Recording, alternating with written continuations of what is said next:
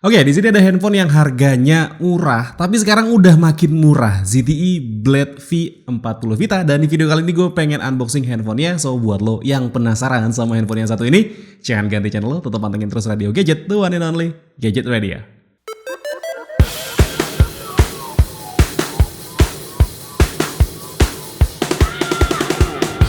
Oke teman-teman, jadi ya ini hari ini handphonenya baru datang, si ZTE Blade V40 Vita ini. Kenapa gue penasaran pengen beli handphone ini? Karena pada saat launching itu ya, pada saat pertama kali handphone ini dijual tahun 2022 lalu ya, itu dia dibanderol dengan harga 2 jutaan something. Kalau nggak salah sampai 2,5 juta deh kalau nggak salah ya untuk harganya. Terus kemudian ya teman-teman, gue iseng lah cari-cari. Terus juga banyak yang komen juga di channel gue gitu ya, yang bilang mending ZTE Blade V40 Vita gitu kan. Terus gue iseng lah cari-cari, ternyata harganya sekarang udah turun teman-teman. Ya turunnya itu lumayan jauh, karena gue beli handphone ini harganya cuma 800 ribuan aja. Ya cuma 800 ribuan bisa ngedapetin smartphone. Dan ya ini sekaligus untuk bukti juga ya teman-teman, untuk bukti ke sellernya gitu loh ya, kalau misalkan memang handphonenya ternyata datang dengan kondisi selamat seperti ini. Dan ya gue beli handphone ini harganya 800 ribuan, total sama ongkos kirim instan itu jadi 928 ribu, dan dia sudah gratis tempered glass kayak gini. Oke, ini tempered glassnya gue singkirkan dulu aja, kita bakal fokus sama handphonenya. Nah alasan gue juga kenapa beli si ZTE Blade V40 Vita ini, karena kebetulan gue lagi pegang dua handphone yang pakai prosesor Uni SoC T606. Nah kebetulan si V40 Vita ini dia juga menggunakan prosesor Uni SoC T606. Dan seperti ini penampakan boxnya teman-teman. Ada tulisan ZTE Blade V40 Vita, ada tulisan V40 Vita ZTE. Di sini ada keterangan untuk nomor IMEI-nya, dan untuk warnanya di sini adalah hijau. Terus di sini ada beberapa nilai jual utamanya, kayak layarnya 6,745 inci. HD plus 48 megapiksel kamera, chargernya 22,5 watt, dan baterainya ada di 5130 mAh. Sedangkan di bagian bawahnya ini polosan aja, cuman ada stiker TKDN-nya. Dan ini dengan harga yang sekarang cuma 800 ribuan, hampir ke 900 ribuan ya teman-teman. Dia ngasih charger dengan kemampuan paling cepat ada di 22,5 watt. Dan ya langsung kita buka aja seperti apa daleman isi dari si ZTE Blade V40 Vita. Karena gue juga penasaran teman-teman, dengan harga yang udah murah banget ini kita bakal dapetin handphone yang kayak apa sih. Tapi kalau misalkan dibandingkan dengan handphone-handphone zaman sekarang yang keluar di harga 1 jutaan yang pakai prosesor yang sama sih, harusnya sih menurut gue ini masih cukup bisa bersaing ya si ZTE Blade V40 Vitanya ini. Oke, ini plastiknya agak susah, kita buka aja.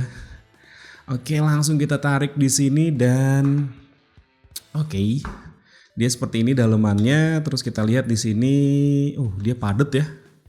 Ternyata dia padat teman-teman. Oke, ini kita dapat sesuatu di dalamnya. Oke, ini kita singkirkan, kita taruh sini dulu. Ada SIM tray ejector yang bentuknya seperti ini. Terus di sini juga ada keterangan buku manual, cuman dia kayaknya udah lecek gitu buku manualnya. Gue nggak tahu apakah masukinnya nggak bener atau dia ketekan dalam boxnya. ZTE Blade V40 Vita Quick Start Guide, dan di sini dia ada kartu garansinya. Gue nggak tahu, ini kan handphone keluar di tahun 2022 dan sekarang udah 2024. Apakah garansinya akan tetap berlaku ya? Gue kurang tahu juga, kurang paham, tapi yang jelas kita cobain aja. Terus di sini kita dapat jelly case bening seperti ini teman-teman.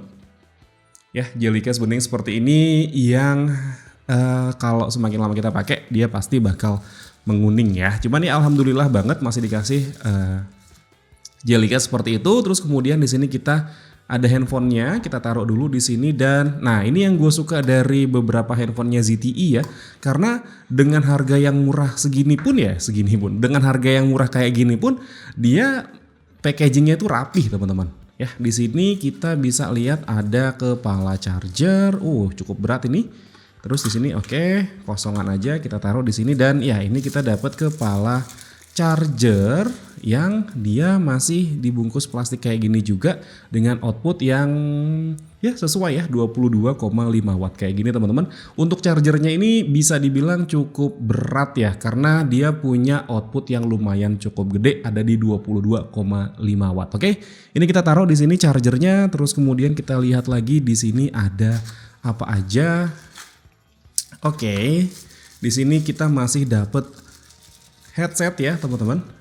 Nah, kita masih dapat headset yang bentuknya seperti ini. Ya, meskipun ini untuk kabelnya berasa tipis banget nih kabel headsetnya. Tapi yang jelas lumayan lah. Dengan harga 900.000 kurang ya, 800 ribuan ke 900 ribu. Lo masih bisa ngedapetin headset yang ada jack 3,5 mm kayak gini. Oke, kita taruh dulu di sana. Dan di sini kita buka lagi, ada satu lagi yang bisa kita buka. Dan ini adalah kabel data yang warnanya orange seperti ini teman-teman. Ya, dalamannya warna orange kayak gini dan dia sudah USB Type-C to USB Type-A. Kebalik ya, USB Type-A to USB Type-C kayak gini. Dan ini panjangnya kurang lebih ada di sekitaran 1 meter ya. Lumayan banget nih, lumayan panjang juga. Oke, ini mau gua beresin dulu, nanti kita bakal fokus sama handphonenya ya teman-teman. Oke teman-teman, jadi seperti ini nih penampakan ZTE Blade V40 Vita ya, bentuknya seperti ini, ada nilai jual utamanya lagi dan di sini ada keterangan kalau handphone ini keep it safe for after sale service, dibuat di Indonesia ya. Artinya memang handphone ini resmi handphone buatan Indonesia ya. Ini mau gue selorotin, apakah dia bisa diselorotin? Ternyata tidak bisa, jadi harus dibuka dari sini karena di sini dia ada lemnya, jadi nggak bisa kita selorotin teman-teman. Wow, kita langsung buka aja agak sedikit pelan-pelan karena ya kan ini nanti bakal gue jual lagi. Ya, seperti ini penampakan warna hijaunya gitu, dia seperti ada pusatnya di sini, terus sinarnya itu mengelilingi areanya gitu ya. Seperti itulah intinya, warnanya adalah warna hijau. Kenapa gue pilih warna hijau? Karena kebetulan untuk yang harganya paling murah di seller ini ya teman-teman, itu ya adanya warna hijau kayak gini. Ada tulisan ZTE Blade yang gede banget seperti ini, ada kamera 3 buah di sini. Sebentar, gue pengen lihat juga. Di sini untuk kameranya dia punya resolusi ada di 48 megapiksel ya tadi ya untuk kamera utamanya. Sedangkan untuk dua kamera yang lainnya ini dia ada di 2 megapiksel dan juga 2 megapiksel. Jadi itu adalah makro dan depth sensor. Beda nih sama dua handphone yang ada di sini, dia walaupun kelihatan kameranya ada 3, tapi dia cuma ada 2 kamera aja. Sedangkan yang ini ada 3 kamera, 48, 2 megapiksel makro dan juga 2 megapiksel untuk depth sensor. Ada LED flash di sana dan juga di sini ada keterangan AI triple kamera. Ada tulisan supernya juga di sini, super AI triple kamera. Dan ini tulisan ZTE Blade-nya gede banget dan ini dia seperti di emboss gitu ya teman-teman. Jadi kelihatan agak beda dengan bagian back covernya. Terus kemudian di bagian sisi sebelah kanannya ini ada tombol power, ada volume up serta volume down. Di bagian atasnya polosan aja. Di bagian sisi sebelah kirinya ini dia ada SIM tray-nya. Sebentar gue ambil SIM tray ejector dulu ya. Oke, ini sudah kita buka untuk SIM tray-nya. Ada apa lagi dinempel? SIM tray-nya itu seperti ini. Oke, ternyata dia tidak hybrid ya teman-teman. Artinya lo masih bisa pakai 2 buah SIM card dan juga 1 buah micro SD seperti ini. Ya, dia tidak hybrid, jadi masih bisa lo pakein 2 nano SIM dan juga 1 micro SD.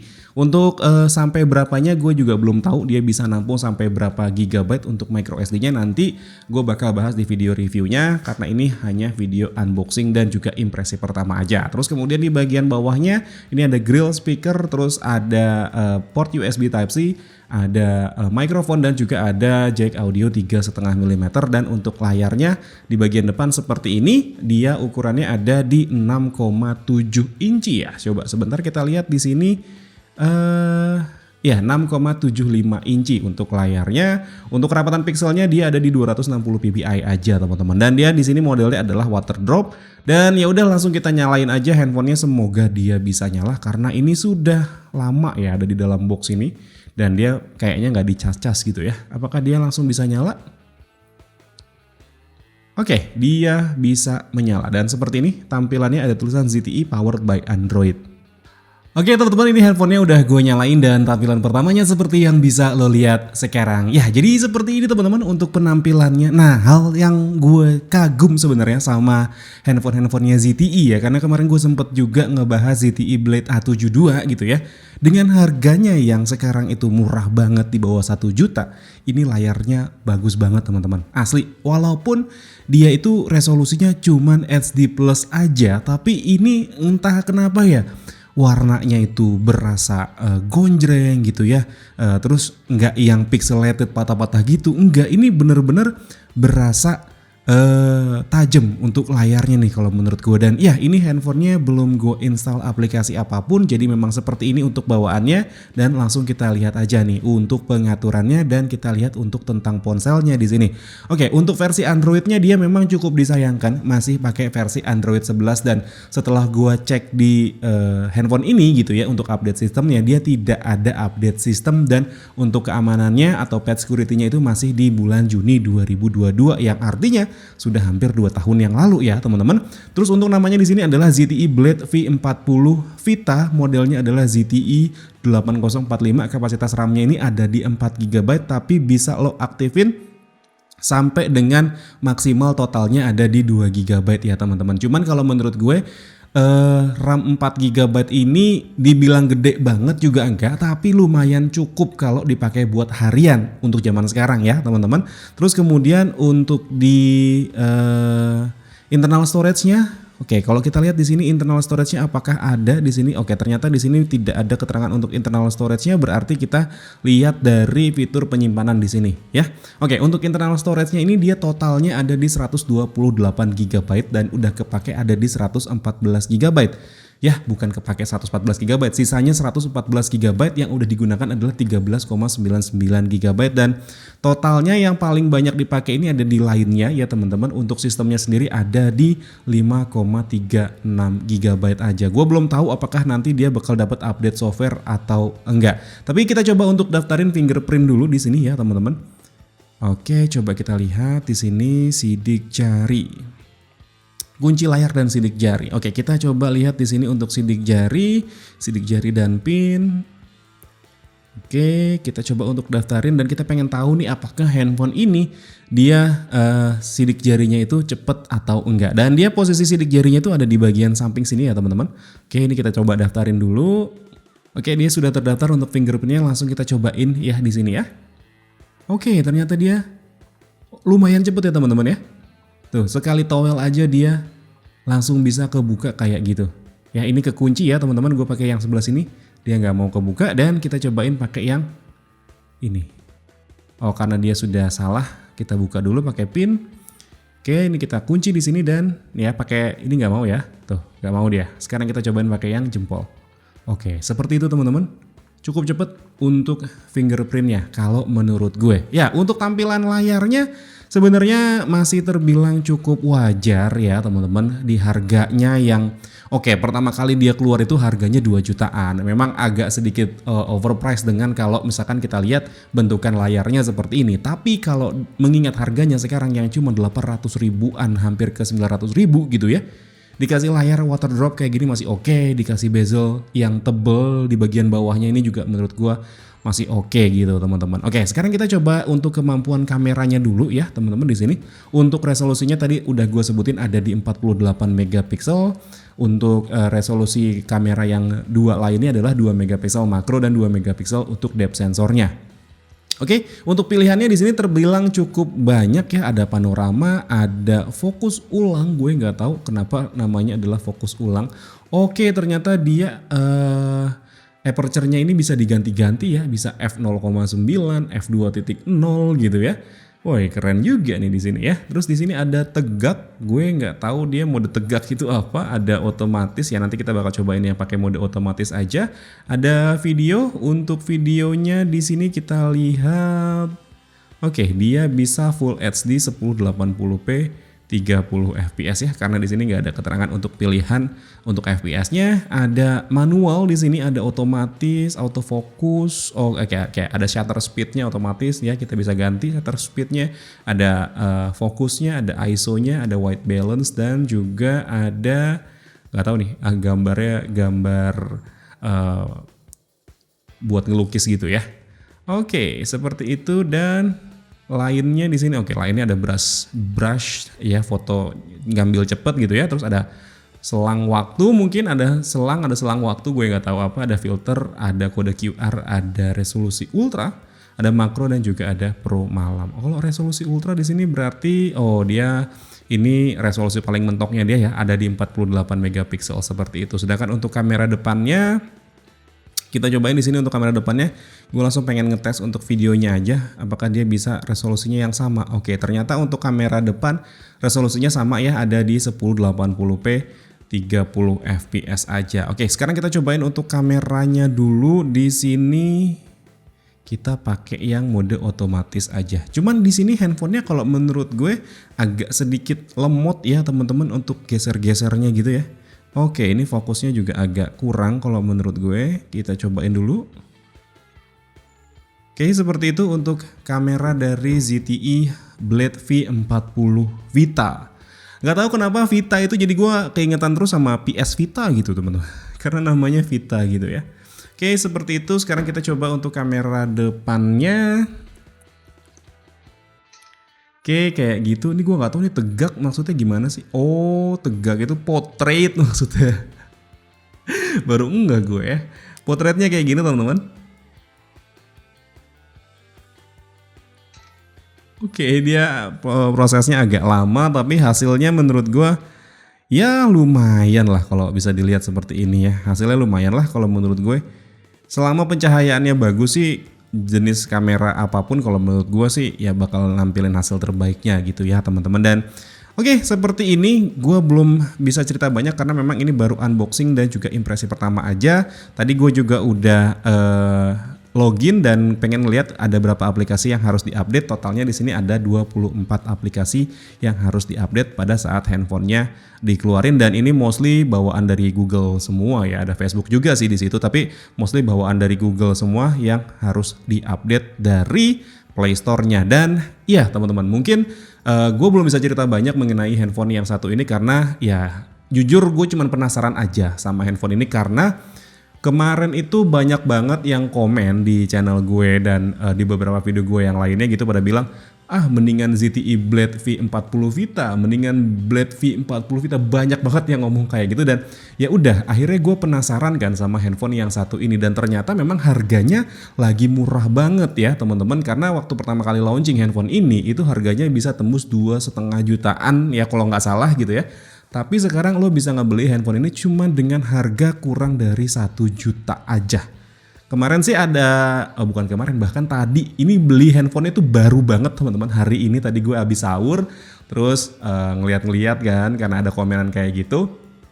Gue ngeliat-liat lah di marketplace si Blade V40 Vita ini, harganya yang paling mahalnya itu ada di 1.199.000. Tapi ada yang jual murah juga di 898.000 ya kalau nggak salah, 898.000 itu udah dapet anti gores, dan lokasinya itu deket banget di rumah gue, pakai instan cuman 24.000. Dan ya udah, bahkan istri gue sampai kaget, beli handphone lagi? Iya tadi iseng. Ya bener-bener karena cuman iseng aja sama ZTE Blade ini, tapi gue juga penasaran ya teman-teman. Nanti kita bakal review juga apakah kira-kira nih kalau misalkan dibandingin sama handphone yang dua ini ya teman-teman, sama-sama pakai Uni SoC T606, enakan mana nih kalau dipakai buat daily drivernya. Dan mungkin ya segini dulu aja cerita gue mengenai ZTE Blade V40 Vita. Kalau misalkan emang lo suka sama videonya, boleh di like dan di subscribe channel gue. Tapi kalau misalkan emang gak suka, boleh di dislike aja. Akhir kata gue Dimas undur diri, sampai ketemu lagi di siaran-siaran berikutnya. Assalamualaikum warahmatullahi wabarakatuh. Dadah.